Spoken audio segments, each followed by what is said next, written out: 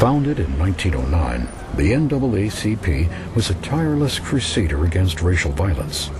It focused on a legal approach to ending discrimination, fighting in the nation's courtrooms rather than in the streets.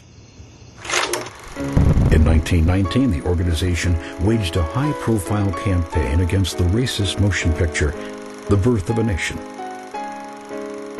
The film's director, D.W. Griffith, portrayed Southern whites as the victims of lascivious blacks and carpetbagging Northerners. Klansmen were cast as valiant heroes.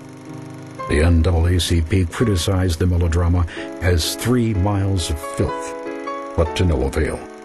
It was fabulously popular and shaped a romanticized yet widely accepted view of the Reconstruction South that persisted for decades. Taking a cue from Birth of a Nation, Charles Houston and his team harnessed the power of the motion picture to document the disparity between black and white education in South Carolina. The visual record they compiled anchored a new 3-step legal strategy to overturn Plessy versus Ferguson. Demonstrate that separate educational facilities were seldom equal. Make equality too expensive for states to maintain. Finally, attack the very principle of separate but equal. Under the guidance of Houston, the NAACP legal team filed case after case, slowly chipping away at the legal foundation of segregation.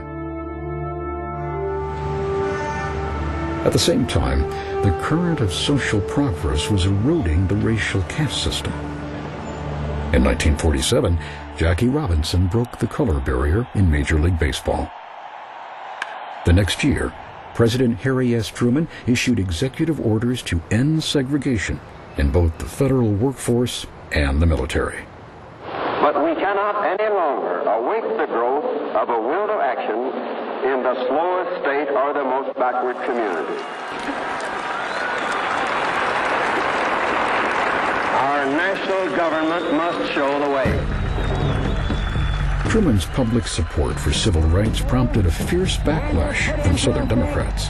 These uncalled for and these damnable proposals he has recommended under the guise of so-called civil rights. As the NAACP prepared for its final assault on school segregation, Southern segregationists dug in and prepared for battle.